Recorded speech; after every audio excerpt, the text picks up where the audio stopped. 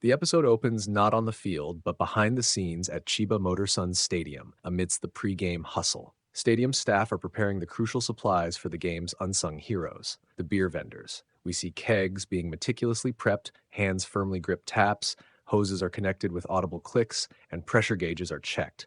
It's a noisy, energetic environment. Among the vendors getting ready is Kokoro, a red-haired girl in the distinctive pink and yellow Yuhi beer uniform, taking a quick drink of water before heading out. Another vendor, Aona, with long brown hair adorned with a blue flower clip, politely requesting, "Can I get a new keg?" The staff confirms her request. Nearby, two other vendors, the short-haired Sara and the dark-haired Kohinata, also in their Yuhi uniforms, are praised by a staff member for their efficiency. The focus shifts to another vendor, a striking blonde girl with multiple ear piercings and a small, noticeable fang when she smiles. A staff member finishes preparing her blue beer keg backpack. "All right," she says confidently, "let's give it a go." The scene cuts to the stands at night during a game. He narrates his situation. Murata is an average salaryman who hates his life, who's all in on that corporate slave life, his demanding boss yelling, mountains of paperwork overwhelming him. He continues, "But there's a place I go to escape it all." The camera reveals the brightly lit stadium around him, the ballpark. Murata settles into an empty seat in the less crowded upper deck, explaining his preference. "I love the ballpark. There are so many ways to enjoy a game. You can throw in with the cheer squad and get loud. You can pick a favorite player and watch intently. Me, I like to find a spot in the open seating section and just lose myself in the game." He closes his eyes, seemingly finding peace. Suddenly, an energetic voice breaks his reverie. Crouching beside his seat is Ruriko. She looks directly at him. Ruriko repeats, slightly impatiently, "I've been asking if you'd like a beer. Didn't you hear?" Murata, flustered, apologizes. Oh, right. I'll take one then." Ruriko's expression instantly shifts to a bright, triumphant smile. She expertly fills a plastic cup from the tap on her keg, the golden liquid topped with a generous amount of white foam. She presents it to Murata along with a pre-calculated amount of change held between her fingers. "That'll be 700 yen, she announces cheerfully. Murata stares at the cup, taken aback. "But that's all foam," he points out, observing the disproportionate head. Ruriko leans in slightly, unfazed. "No good?" she asks innocently before delivering her unique sales pitch with a sly grin. "The foam's got a higher alcohol content. I'm doing you a favor." Murata is momentarily speechless, internally remarking, "I didn't expect to get hard-sold with logic like that." He hesitantly pays her. Ruriko takes the money, her confident facade briefly replaced by a mischievous laugh as she pockets the cash. "I'm totally kidding." Murata is again startled. "You can't tell when someone's making a joke? You'll never get girls that way," she teases him directly. Murata internally winces, thinking, "I know I can't. I've heard it a million times before." Seeing his reaction, Ruriko quickly pours him another beer, this time with a more conventional head. "Okay, here, a new one," she offers, slightly softer. Murata accepts it, murmuring, "Thanks." Ruriko gives a final bright, "Thank you for your patronage," and walks away, leaving Murata bewildered but holding his beer. Murata roots for the player, hoping he can help vent some stress. But then he jumps. To his shock, the beer vendor girl is sitting next to him, prompting Murata to ask what she's doing. She tells him it should be obvious. She's taking a break. Ruriko explains that the gear she wears isn't just for show. It carries gallons of beer and isn't exactly comfortable. Looking at all her equipment, she jokes about how it makes her look like an RPG hero, having to navigate the stairs while keeping a smile on for customers. They have to yell loud enough to grab attention even while the game is going on. She then vents about one of her colleagues who's able to charm all the men with her personality, leading the team in sales with 300 cups a day. Murata sweat drops at how talkative this vendor girl is. Murata comments on how he never knew it was hard to make a sale. He thought cute girls could easily get customers. Ruriko smirks, then leans in, noting he never actually said he thought she was cute. Murata's cheeks heat up as he realizes he let his tongue slip, prompting Ruriko to tease him even more. She then pats Murata on the back, realizing she's his type of girl. Just then, Nokagiriyama makes a play that catches their attention. Murata cheers, excited that his team just scored. Seeing his smiling face, Ruriko wonders why Murata isn't in the cheering section. Murata, embarrassed, explains he isn't very confident and feels insecure about loudly cheering for pro baseball players given his job and career. Ruriko finds his logic twisted, but still wants to boost this forgettable loser's confidence. She leans in close, whispering seductively in his ear, telling him to hang in there and that he's doing a great job at work. This is way more stimulation than Murata thought he'd get after work. Ruriko, still smiling, reaffirms that they're strangers, but hopes it helped. Murata agrees, a bit dazed.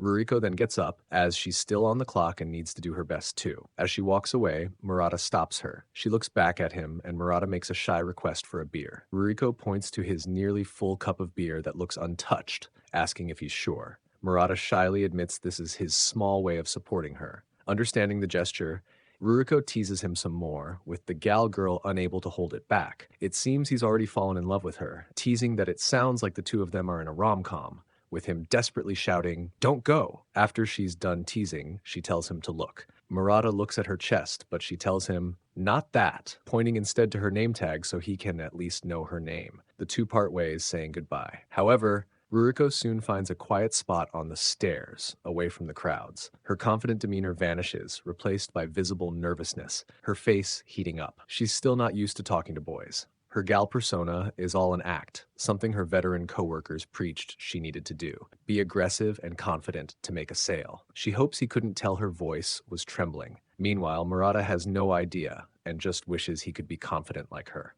Ruriko wonders how she can celebrate this little accomplishment, thinking a cold beer sounds nice, but another customer tries to get her attention to buy a beer. The episode transitions to a different day. Marada is happy. He gets to pig out tonight watching a baseball game, having a beer, playing handheld video games, and enjoying an ultra-portion meal. He had to spend extra, but it's gonna be worth it. But just as he's about to enjoy his meal, Ruriko calls out to him, stopping him. She's annoyed that he'd think about enjoying a meal without a beer. Marada shyly greets her, and Ruriko reminds him it's been 5 whole days since she's seen him around. Ruriko returns with a fresh beer, hand already out to accept payment. As Marada takes a sip, his eyes widen slightly. This tastes better than last time, somehow. Ruriko, noticing his reaction, seems pleased. Marada looks up at her and she explains, "I get it. You can't beat the combo of beer and a meal pack," referencing the bento box he's now opened. But then she correctly interprets his surprise. Beer tastes way different depending on how you pour it, see? You gotta maintain a 3-7 foam to beer ratio, though he admits internally, "I didn't notice any of that." Ruriko, seemingly mistaking his appreciation for something deeper, leans in again, a blush dusting her cheeks. "You're the only one to catch on so far? Is that a sign of the depths of your love?" she asks teasingly, adding a whispered, "Scary," though she looks pleased. Ruriko straightens up. "Well, buy from me again sometime," she says, waving. As she walks away, he mutters internally, "She's not going to take a break today?" Then he chastises himself. "What are you thinking? Of course she's not. Don't get your hopes up, man." He punches his own head lightly in frustration. The game starts to get more intense as his team sends out a veteran with over 200 career home runs. Marada looks down, noticing he's empty. He deems he couldn't possibly enjoy this moment without a beer and starts to look for Ruriko. Not seeing her, he decides to look for another vendor, not wanting to seem like some creepy stalker. But just as he's about to signal for another girl, Ruriko suddenly whispers in his ear, asking if he needs a beer. She teases him, suggesting he was looking all over for her. In the end, Marada realizes he can't escape her teasing. He hands her the money, but Ruriko, still smug, wonders aloud if he was getting tired of her, seeing as he was about to buy from another girl. She playfully tells him he's not allowed to cheat on her. Vendors like her need regular customers like him, after all. In his mind, Marada wants to tell her off. "We're not together. I can buy beer from whoever I want." But he doesn't have the confidence to actually say it. As he cheers his team on, Ruriko eyes the sweet, cheerful type of girl Marada was about to order from. Bluntly, she asks him if that's his type. Marada blushes, denying it, but Ruriko smirks, pushing further, questioning if he's into ponytails. Marada says nothing, but his red face says everything. Ruriko deems that's enough to keep his interest and his beer money directed at her. Waving her ponytail around teasingly, if Marada finds himself understanding now, he agrees to be her regular. But like a real-life Nagatoro, Ruriko turns him down, saying he's not good enough yet. Still, she says, "This is a start," flashing him a mischievous grin before heading off. Soon, in the tunnel stairs, she stops. Her cheeks heat up. This is a big milestone for her. She's got her first regular customer. Self-conscious, she checks her hair, wondering if she should really start wearing a ponytail from now on. At Chiba Motor Suns Stadium, there were certain sights that never seemed to change. Near the authorized personnel-only entrance, an elderly security guard named Igarashi Ryuichi stood at his post. With 30 years of experience behind him, he wore his uniform like armor and stood so still he might have been carved from stone. His posture proud, 2 players, young and brimming with energy, approached from the corridor, Kojiro and Brian. They offered respectful greetings to the veteran guard. Shortly afterward, a second group of players emerged, Shishio and Ichinomiya, a pair of fresh faces.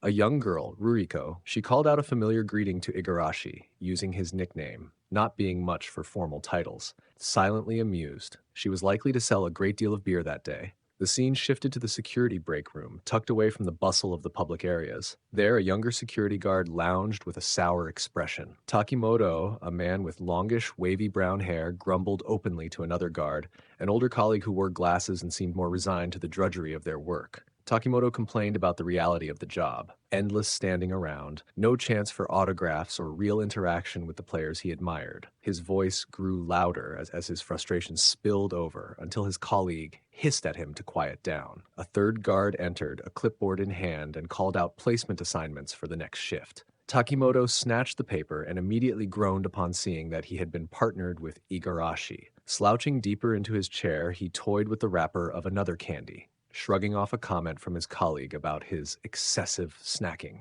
Takimoto explained gruffly that it kept his blood sugar up, tossing a piece of candy toward his companion, who declined with a grimace.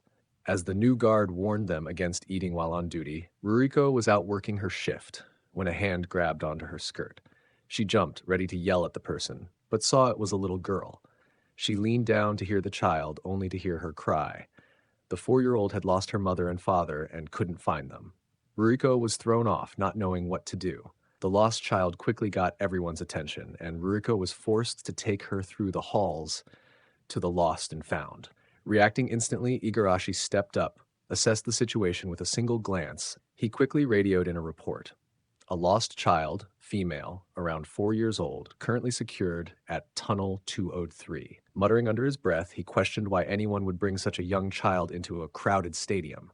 His tone was sharp enough that Igarashi snapped at him, warning him not to speak so harshly in front of the child. Before Takimoto could respond, Ruriko, her protective instincts flaring, grabbed him by the shirt collar and berated him for his insensitivity, citing the importance of positive early experiences. Meanwhile, Miku, hearing Ruriko's scolding voice, burst into fresh tears, her little body trembling with fear. Immediately realizing her mistake, Ruriko crouched down and apologized profusely.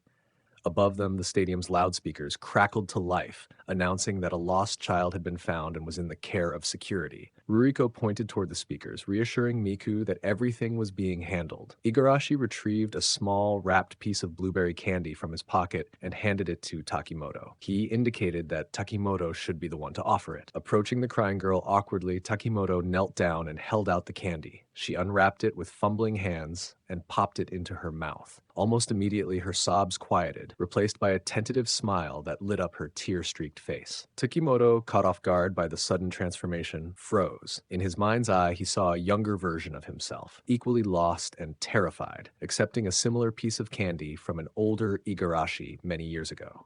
Moments later, Miku's parents came rushing into view, their faces tight with worry. Upon seeing their daughter safe, they scooped her up into their arms, showering her with apologies and gratitude. They bowed deeply to Igarashi and the others before leaving. As the family disappeared into the crowd, later, in the break room, the atmosphere was quieter. With his head bowed low, he apologized, admitting that he had never taken the job seriously before. Choking slightly on his words, he confessed to his own childhood experience of being lost at the stadium and how it was Igarashi's kindness that had stayed with him all these years. Igarashi listened silently, then laughed, remarking that now the same boy was working here under him, doing the same thing he once did. Igarashi felt relieved, happy that Takimoto hadn't ended up hating the ballpark because of his experience. It echoed what Ruriko had said earlier, that early impressions stay with a child all their life, and he thought about how Miku could have ended up hating baseball because of a bad experience too. Outside, all the other security guards and Ruriko listened in on the touching scene, smiling quietly. The ending credits roll, showing all the people who work at the park doing their best. Following the opening, the narrative shifts focus to introduce a new central character, Yuki Takino. The scene finds her standing on a crowded KO line train at 5 p.m. Though she presents a picture of calm, she's actually simmering underneath, despite being a well-known TV reporter. Her mind churns as she watches the baseball fans packed around her, some clad in Motor Suns jerseys and caps, others tapping out rhythms from cheers they hadn't even realized they memorized. She notes the overflowing tote bags stuffed with towels, megaphones, and programs. She absolutely hates baseball fans. Her gaze hardens further when she notices a young blonde woman nearby, casually engrossed in a worn sports newspaper. The sight seems to offend Yuki on a personal level, as even a flashy Jaru girl is a baseball fan. She bangs her head softly against the glass, not understanding how a young person could waste time reading that garbage. These people, these noisy, obsessed fans, she thinks, were the very reason she loathed anything to do with baseball. Yuki is forced to be at the stadium today. The scene transitions to Chiba Motor Sons Stadium. She wears a crisp white jersey with the bold number 1 and the name Kojiro stitched proudly across the back, her cheeks lightly blushing at the thought of him. Her sharp gaze sweeps over the clusters of fangirls already in the seats, most notably the groups of young women giddily clutching signs and cheering for another player, Shishio, number 13. Yuki's lips press into a thin line. Shishio is the heartthrob of the team, the new star, and a magnet for young female fans. Meanwhile, her husband, Kojiro Inukai, receives no such frenzied devotion, and the contrast stings more than she would care to admit. Not that she would be jealous if he had fangirls. In fact, it would make her feel better to know he was desirable. She then hears the cheery shout of Ruriko, offering hyperdrives. Feeling the need to shake off her sour mood, Yuki raises a hand to flag down a passing beer vendor. Yuki recognizes the girl, the same Jaru woman from the train. Her eyes catch sight of the Kojiro jersey Yuki wears. Yuki, taken slightly off guard, shifts her weight, adjusting her sunglasses. She wonders if the young woman admires Kojiro. But Ruriko disappoints her, commenting on how rare it is to see a Kojiro jersey on a young woman, calling her a rare breed. This disappoints Yuki, confirming Kojiro really doesn't have much appeal among female fans. Though saddened by this, Yuki is secretly pleased to be called a young woman, despite being in her early 40s. Yuki then admits, despite hating baseball and the ballpark atmosphere, she came to support her husband, being proud of him. At that moment, Kojiro steps up to bat. With them recently married, she doesn't want him falling into a hitting slump because of her bad vibes. Yuki notices that the bases are loaded. This could be Kojiro's big moment to make a highlight play on ESPN. But just as she starts thinking positively, she hears the nagging loud voice of an old man with a beer, one of the park's regulars, loudly complaining about Kojiro. The old man rants that sending Kojiro up at a clutch moment is a disaster because he's a sub-200 hack. The old-timer is absolutely losing it, hilarious in his drunken outrage, completely unaware that Kojiro's wife is sitting right in front of him. This only strengthens Yuki's hatred of baseball fans, the loudmouths who criticize without ever having played themselves, the ones who don't understand how much guts it takes to even step onto the field. Behind her, the old-timer is still going crazy, not wanting Kojiro to mess up the young core they're developing, hoping he'd walk after this year but roasting him, not thinking another team would be dumb enough to sign him. Finally, Yuki couldn't take it. Downing her beer of liquid courage, she grabs the old man by his collar, yelling at him. To her, he's not a true fan, as he doesn't look at a player's bright spots or encourage them. He just mocks them, calling them trash, calling him an asshole. On the brink of tears, she looks to Ruriko, asking if the girl agrees with her. Ruriko, meanwhile, is just observing the scene like everyone else, completely shocked by the fight. Still, Ruriko thinks for a second and is able to give her one of Kojiro's best stats, his running 120 WRC+. The three have no idea what that stat is, but Ruriko just smiles and says it means that Kojiro is still a good player. At that moment, they hear the cracking of a baseball. On the field, Kojiro just hit a 3-run blast. Everyone cheers as the team scores 3 points, chanting Kojiro's name. Yuki wants to thank Ruriko by buying a beer from her, with the old men doing the same. Ruriko didn't want to accept their money at first, but does so in the end. She doesn't feel like she deserves it since she actually got the stat from the salary worker nerd, Marada. When the game is over, Yuki calls her husband, telling him she came to support and saw his highlight play. Her husband is happy she enjoyed it. Yuki compliments him on the 120 WRC+ stat, with Kojiro having no idea what the heck that is. The call ends, and Yuki admits that the reason she doesn't sit in the family VIP room is because it always feels awkward sitting there when Kojiro doesn't get a hit or make an impact. So she tried sitting with the regulars for a change, and liked the change of pace. The scene shifts to the vendor staff waiting room. Ruriko sits perched in a chair, her focus buried deep in the sports paper spread across the table. One of her managers sees this and compliments her on learning the game, saying it helps vendor girls sell more. But later, he learns she still has no idea how the game is played. She was reading a comic. In the women's changing room, a new vendor, Sarah, the bright-eyed rookie, is changing and asking her seniors for advice, venting her frustrations about fending off customers who pressed for her phone number, with her still being a high school senior. Kokoro, a 4-year vendor and part-timer, understands, as she struggled with that at first. She tells Sarah to laugh the comments off and keep working. Another girl, Aona, with her usual savvy glint, offers a more calculated approach, explaining how she gave out a Ninsta handle, a fake social media account, to redirect attention while boosting her follower count. Being a 22-year-old college student, and lastly, there's Koinada, the oldest and calmest among them, with 10 years of experience. Being an office worker at 29, she gives even more advice, explaining how she posts food on her Ninsta account, giving her a high follower count, and keeping her regulars feeling like they have a better connection with her. Hearing this reminds the girls why she's the veteran. She uses her calm demeanor to have men wrapped around her finger. Ruriko is further away, being the newest girl at age 20 and only a week into the job. As the girls gossip about their love lives and dating staff members, Ruriko thinks about how no guys have hit on her yet, but then she remembers Murata, which catches the girls' attention. Ruriko plays it off, and the girls want to exchange Instagram contacts. She agrees, but when they leave, she's nervous. She hardly knows how to navigate social media at all. The atmosphere changes when the door creaks open and their manager, Nakaizumi, strides into the room with brisk, heavy steps. He issues a stern reminder about a notorious group of customers the staff had nicknamed the Yabasa 333 Sleazeballs, warning everyone to be especially cautious that evening. He reminds them about the rules, not to give out personal information to customers, because you never know when a stalker might be after them. The job of the checkers is to look after the girls and watch for any inappropriate behavior, asking the girls to keep interactions brief and neutral so no one gets attached. His gaze lingered a moment longer on Ruriko, as if sensing her vulnerability. At the ballpark, the three triple sleazeballs are behind her as she hears their attentions on checking out a new vendor girl. The sleazeballs set their sights on Ruriko, ordering 3 beers, but they both know that they want more. The lead man starts to ask her questions, like her age, her personal information, and what she's doing after work, while another one of them records her. The sleazeballs start to ask her a bunch of personal information. The entire time, Ruriko remembers the rules and stays neutrally distant. Eventually, when the topic of Instagram pops up, Ruriko can't take it. She yells that she doesn't understand how technology works, and she makes a deal with the troublemakers. She'll let them be her first followers if they just make the account for her and teach her how it works. The men start to calm down, not expecting the Gyaru girl to snap on them. It next feels like watching tech support at work as they tell her to download the app and ask if she received a code, telling her to put in email or phone numbers. Meanwhile, an old veteran of the park finds the young girl lively, with this adding to the entertainment.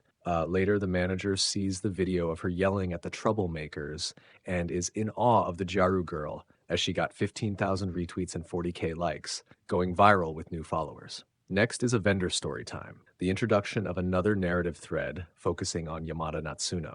2 years prior, as a high school student, she was captivated by the beer vendors at the ballpark, seeing them as idols with their smiles, hair flowers, and cute uniforms. This inspired her. However, the present day finds her working unenthusiastically at Atsumori, a concession stand in the stadium concourse, wearing a plain uniform with a simple blue bandana and apron. After selling an item, she asks herself, where did it all go wrong, as this isn't what she wanted, wishing she could wear their cute uniform, with her blushingly wanting to show off her legs too, remarking she has sex appeal too, damn it. Just then, Marada comes asking to buy a bento, with Yamada switching gears, ready to make the sale. She cries some more, then sells to Yuki, cries some more, then sells to the lost girl. The narrator sadly remarks that it's been 2 years without anyone seeing Yamada Natsuno's beautiful legs, a true crime as she was ready. Her manager wonders what's wrong with her as she seems down. Yamada plays it off. The manager then unexpectedly offers her a 100 yen hourly raise, citing her hard work. This sudden positive reinforcement amidst her disillusionment leaves Yamada bewildered, muttering, sorry. With this being the reason she hasn't been able to be a vendor girl, she makes them too much money at the register with team members that want her to stay. Yes, she's suffering from success. She cries, damn my stupid work ethic. Marada cuts into her thoughts, asking to order fried chicken. He comments on her looking under the weather. She doesn't think much of it. He's embarrassed and walks away, but stops to tell her that he always enjoyed her food. This comment strikes her in the heart, with it seeming like someone finally decided to hit on her. The episode ends with a customer saying goodbye to Yamada and her boss giving her a promotion to shift manager, leaving her conflicted. The episode opens with a brief glimpse of an ongoing game from a high angle. The scene then shifts to the Motor Son's locker room. The room is functional, with wooden lockers lining the walls, Dennis Young, 27 years old, the team's new overseas import player, sits slumped in a chair, looking profoundly bored and dissatisfied. He idly scrolls through his phone, resting his head on his hand. The screen shows a picture of him standing proudly between his smiling parents, his father. The next image shows his parents enthusiastically holding oversized slices of pepperoni pizza. Dennis's internal monologue reveals his complaints. Japan is too muggy, the pizza portions are disappointingly small, and he finds the Japanese idealistic approach to baseball tiresome and difficult to relate to as a man raised in the streets of Chicago. Formerly of Major League Baseball, Dennis reaffirms his goal to make a comeback to the MLB next season, concluding that Japan doesn't suit him. His last game had been against the Pittsburgh Pirates, batting for the Cubs, a fond memory, as he recalls scoring on them. A narrator's voice intrudes, stating that Dennis doesn't yet realize this day will be a turning point in his life. The locker room door opens, and Joji Cronin, the team interpreter, peers in. Cronin, a slightly weary-looking man, looks concerned. He addresses Dennis, reminding him that his turn at bat is coming up soon. Dennis sighs, reluctantly gets up. Cronin follows him as they walk down a plain corridor, advising Dennis that while good performance numbers are expected from a foreign player, demonstrating team spirit is also crucial for long-term acceptance and success in Japanese baseball, especially if he wants to be liked and have a long career there. Dennis internally scoffs at this, thinking, the scene transitions to the field. The stadium announcer introduces him as the cleanup for 34, the recent import. The perspective shifts to the stands where two elderly male fans from the previous episode talk about Dennis while ordering a beer from Ruriko. One expresses optimism, thinking Dennis is a great player. The other dismisses him as a fly-by-night, only interested in boosting his personal stats to impress MLB scouts and return to the majors, lacking true team spirit. Ruriko finishes pouring the beer and continues her rounds. Back at the plate, a pitch comes in. Dennis watches it, not swinging. The umpire calls strike two. Dennis looks slightly taken aback. Ruriko approaches the two elderly fans again, holding up packets of snacks. Hey, mister, want some salty snacks with that? She asks brightly. She reminds them that the last time they bought snacks from her, the team won. The old man chuckles, complimenting the girl on her improving sales tactics. The other old man notices Dennis staring at them, worried he's going to kick their ass for talking trash about him in Japanese.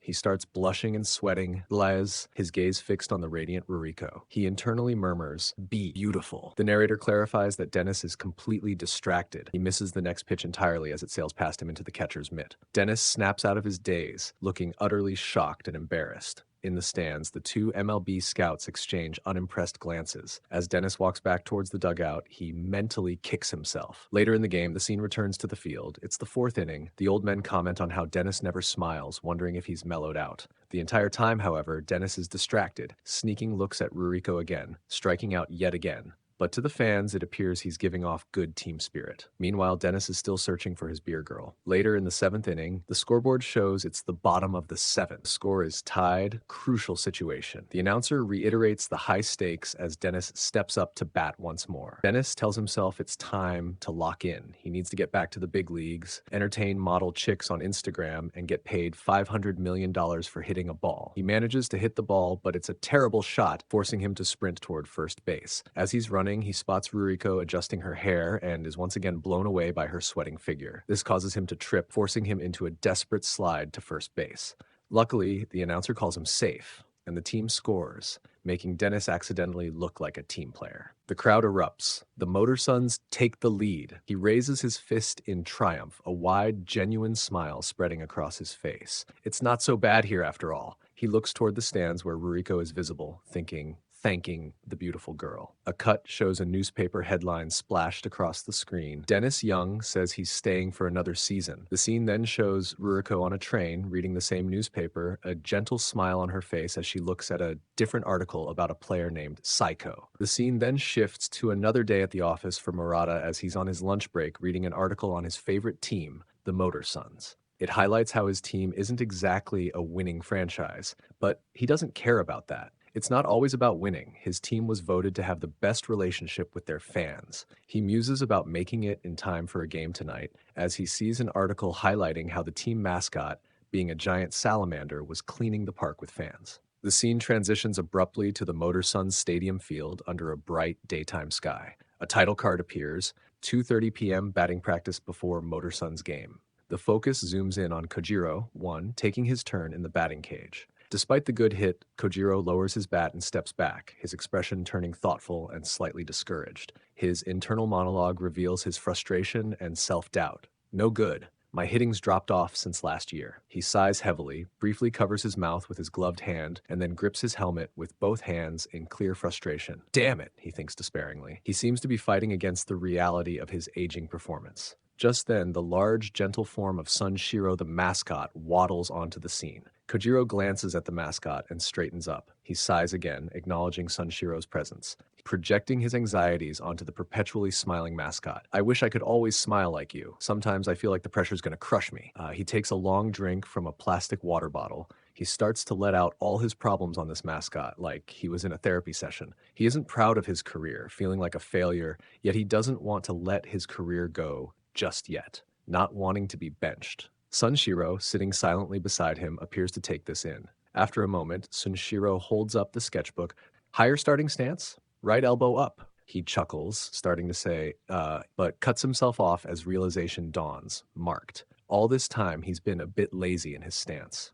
He soon does a practice swing, ready to give it a shot, and it looks like a home run every time. Later, the mascot is called Fat by Dennis, but the two bond over pizza, with Dennis offering to take him out for Chicago pizza, amazed that the mascot even knows English. At the counter, Yamada is daydreaming about her Prince Charming Marada after he compliments her. She tells herself to knock it off, he's just a customer. Suddenly, she's scared by Sunshiro's sudden appearance.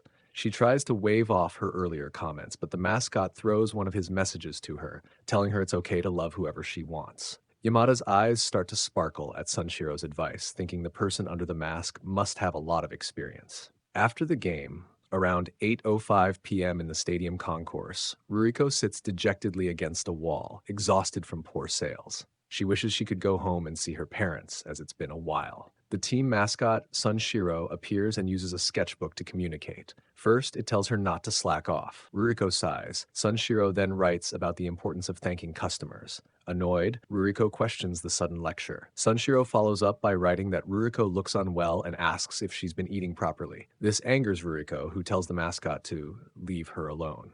Sunshiro's final message reads, "I'll be there for you if it gets rough, okay?" Ruriko is taken aback and touched, accidentally calling Sunshiro Mom before getting flustered. Sunshiro waves and departs, leaving Ruriko pondering if her mom is secretly working as the mascot. Later, she calls her mom to ask if she's working part-time as a mascot.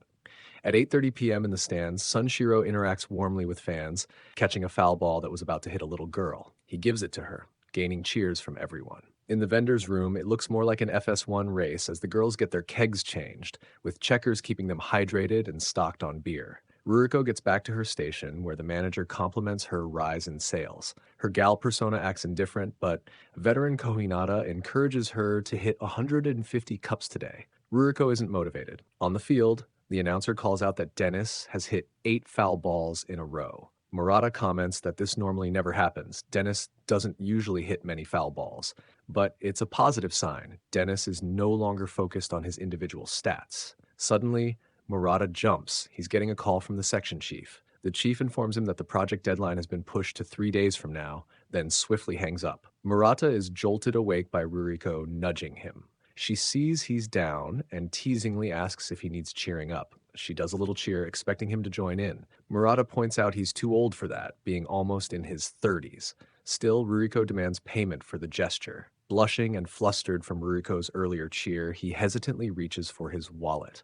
But Ruriko leans back, covering her mouth with a playful, teasing smile. She was kidding the whole time, and he still can't tell when she's joking. During this interaction nearby, a conversation happens between a couple walking home. The older wife comments on how cute the vendor girls like Ruriko are and suggests giving the job a try. However, her husband disapproves, comparing the vendor job unfavorably to being a hostess and stating, "It's not a great look." Ruriko overhears this negative remark. Her playful expression instantly vanishes, her bangs casting a shadow over her eyes as she visibly feels ashamed.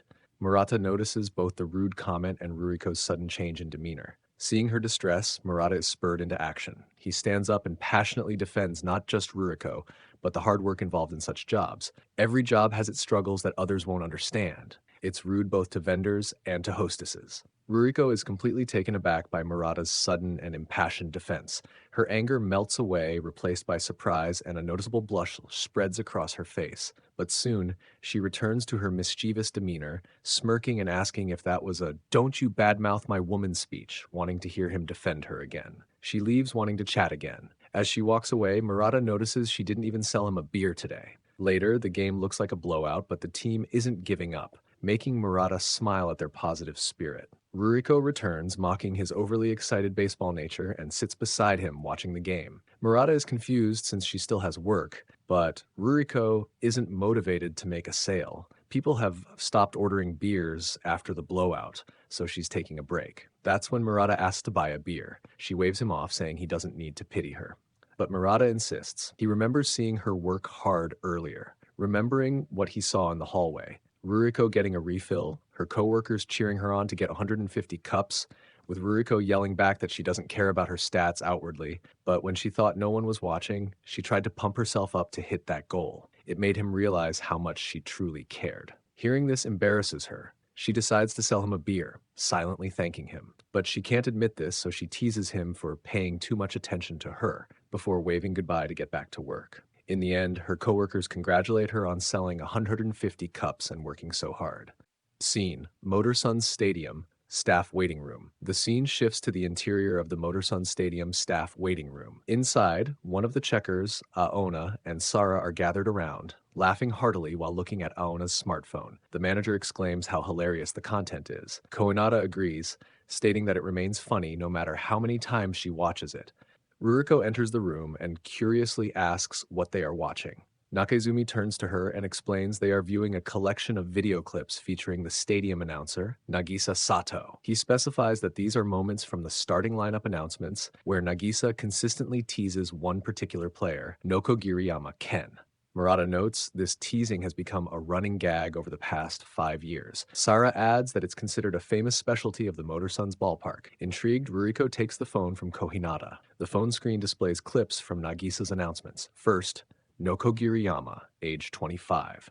Then playfully adds commentary about him getting a big head after hitting a 400 average in the last 5 games. Another clip shows Nagisa announcing Nokogiriyama again, this time revealing that despite swearing to limit himself to 1 treat per day, he ate 3 cream puffs the previous day. Watching these clips, Ruriko bursts into laughter, tears forming in her eyes as she finds the announcer's unique style highly amusing. Ruriko, still chuckling, comments on Nagisa's impressive announcing skills combined with her sharp sense of humor. Aona expresses her own anticipation for what kind of tease Nagisa will deliver today. Sarah jokes that some customers likely look forward to Nagisa's quirky announcements even more than the actual baseball game, prompting more laughter from the group. 35-year-old Nagisa Sato sits alone at her desk, gazing out the window at the empty stadium seats. She takes a sip from a white mug featuring the team's blue axolotl-like mascot. On her desk are binoculars, a notepad with handwritten notes, and a red box of legendary tea leaves. Nagisa appears stressed, lost in thought. Her inner monologue reveals the pressure she feels. She senses the anticipation from the crowd, hearing their imagined voices eagerly awaiting her unique, teasing introduction for Nokogiriyama. Feeling the weight of expectation, she frantically flips through a small pink notebook titled Nokogiriyama Notes, searching for inspiration. Her internal thoughts recount previously used jokes, commenting on his recent batting success, used 2 days ago, and mentioning his pet dog having puppies, also already used. Unable to find fresh material, she clutches her head, visibly sweating, her eyes swirling in panic as she desperately wonders what to do. Suddenly, Nokogiriyama Ken appears outside her booth window, visible through the protective netting. He cheerfully wishes Nagisa good luck with her announcing duties for the day and adds that he's looking forward to it. Nagisa is visibly startled by his sudden appearance and becomes extremely flustered, blushing deeply. She has been admiring the young man, nursing a small work crush on him. After all, how else could she know the little details of his life and stay dedicated for 5 years? She manages to stammer out a "are right" before Nokogiriyama walks away. Left alone again, Nagisa flees the booth and rushes into the nearby women's restroom. She leans over a sink, internally panicking, thinking about how bad the situation is. Just then, Ruriko enters the restroom and asks if she's okay. Startled once more, Nagisa quickly straightens up, denies any problem, and apologizes for causing concern. Ruriko, however, observes Nagisa's flustered state and correctly deduces that she's definitely not okay, though she has no idea this is Nagisa. In a moment of desperation, Nagisa asks Ruriko, a near stranger, what she would do in a situation where she couldn't think of an answer despite trying hard. Nagisa quickly becomes embarrassed at having confided in a vendor girl and starts to apologize, but Ruriko thoughtfully considers the question. She suggests that in such times, the answer often lies within oneself rather than externally. A spark of inspiration hits her. Impulsively, she grabs both of Ruriko's hands, startling the vendor girl, and earnestly asks her for the favor of a lifetime. The scene cuts back to the announcer's booth as Nagisa's two male colleagues, an older man and a younger one, enter. Nagisa apologizes for her absence. The younger colleague asks what a vendor girl is doing there. Ruriko retorts that she has work to do and attempts to leave, but Nagisa grabs her arm, insisting she stay for just 10 minutes. Nagisa then firmly pulls the lever on the broadcast console, putting them on air, much to the surprise and protest of her colleagues and Ruriko. Nagisa takes a deep, calming breath and places a hand over her heart. Ruriko watches, mentally guessing what Nagisa intends to do. Nagisa begins the announcement formally. Please listen now for today's starting lineup. The stadium crowd erupts in cheers. Nagisa announces the first two batters, Shishio and Yagino, with perfect professionalism. Ruriko looks impressed. The crowd noise swells with anticipation for the third batter, Nokogiriyama, wanting to hear how she's going to joke about him. Nagisa pauses and takes another breath, but her composure begins to crack again. She recalls Ruriko's advice, the answer is inside you. Then she begins Nokogiriyama's introduction, stumbling over her words before blurting out a series of increasingly personal and flustered compliments. How he always greets her kindly through the booth glass, how his unique last name, Nokogiriyama, meaning Saw Mountain, is wonderful compared to her own plain name, Sato, a common Japanese surname. The crowd reacts with audible confusion. In the dugout, Nokogiriyama looks bewildered. Nagisa, realizing she's gone too far, blushes intensely. The on-air light glows prominently. Her colleagues outside the booth are in shock, exclaiming that Nagisa is having a meltdown and trying to intervene. However, Ruriko physically blocks them from opening the booth door, confidently telling them that Nagisa is performing her soul announce. It's obvious she's confessing right now, and she chides them for being oblivious men. They both pause, then ask, what the hell are you talking about? Nagisa, meanwhile, manages to regain just enough composure to finish the introduction, calling Nokogiriyama an amazing player. Later that night, after the game, fans walk outside the stadium, buzzing about the peculiar announcement. Inside the now quiet announcer's booth, Nagisa and Ruriko sit together, talking about the aftermath. Nagisa apologizes for dragging her into her love life. In all her time working here, she's never done anything like that before. Ruriko reassures her it's no big deal. Just then, Nokogiriyama reappears at the booth window. Nagisa is startled yet again, trying not to faint like Hinata. Even Ruriko has to admit she has good taste in men. Nokogiriyama smiles, tips his cap, and asks if she's okay. As he's about to say something, he stops himself, simply wishing her luck and getting back to work. Ruriko thinks she's gotten through to him, and Nagisa thanks her for the encouragement, expressing her wish to announce a championship game. The scene shifts back to the staff room, where Nakaizumi is holding a meeting with the vendor girls. He concludes the meeting but mentions one last item. They've received feedback in the suggestion box for the first time in about 6 months. Sara asks what a suggestion box is. Koinada explains they're discreetly placed in the concourse corners and rarely used, typically receiving only a few submissions annually. Nakaizumi then dramatically reveals that this time there were 10 letters filled with passionate feedback. The surprising detail, all 10 were addressed specifically to Ruriko. Ruriko is visibly shocked, as are the others. Kokoro immediately asks what Ruriko did to warrant such attention. Ruriko defensively insists she hasn't done anything wrong. Nakaizumi clarifies that the letters weren't complaints but expressions of appreciation. He reads excerpts aloud. The beer that Ruriko serves is very tasty. Ruriko's one more reason for me to come to the ballpark. And simply, I love Ruriko. He summarizes it as 10 sheets dedicated solely to praising her. Koinada remarks that Ruriko seems to have acquired a devoted fan. Blushing, but trying to appear nonchalant, mutters, but the others can tell she's enjoying the praise.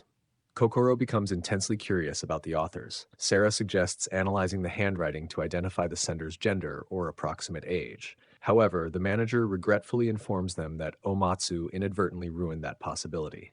Omatsu immediately bows deeply, apologizing profusely. He explains in a flashback that, while collecting the letters, he was also carrying boxes of equipment. With his hands full, He stuffed the letters into his pocket, forgot about them, and later put his uniform through the laundry. He holds up the now wrinkled, water-damaged, and completely illegible letters. Only the phrase, "I love Ruriko," remains faintly discernible on one sheet. The manager confirms that the handwriting is now impossible to analyze. Koinada tries to console him, pointing out that the sentiment still managed to come through despite the damage. Ruriko becomes curious about who wrote the notes, and the question lingers in her mind throughout her shift. She appears to be in a bad mood as she serves beer to all her regulars. Later, Ruriko stands alone on the stadium concourse, arms crossed deep in thought. Internally, she admits she has no idea who wrote the letters. Later, as she's filling up a cup, her manager calls her over and explains that he was able to get a guy who could help them. The scene shifts to security guard Takimoto. Nakezumi states that although the letters are anonymous, the security guard, Takimoto, witnessed several people near the suggestion box on the day they were collected. He was able to tell her that the notes were written by a woman in sunglasses, a pair of old men, and a little girl with her mother and father, who wrote, "I love Ruriko." All of Ruriko's regulars had left her positive messages. Overwhelmed by the support, Ruriko begins to cry, realizing for the first time how much she means to people. Later, Marada is buying chicken from an overly excited Yamada. He doesn't understand why, but he feels like she's been giving him extra chicken lately. He brushes it off, thinking he's just getting old, completely unaware of her feelings for him. Marada is mesmerized when he spots Ruriko by the stairs. The two walk back to his seat, where she sells him a beer to pair with his chicken. She thanks him for his continued support before heading back to work. In the locker room, Ruriko looks over the letters from the suggestion box again, taking pride in her accomplishments.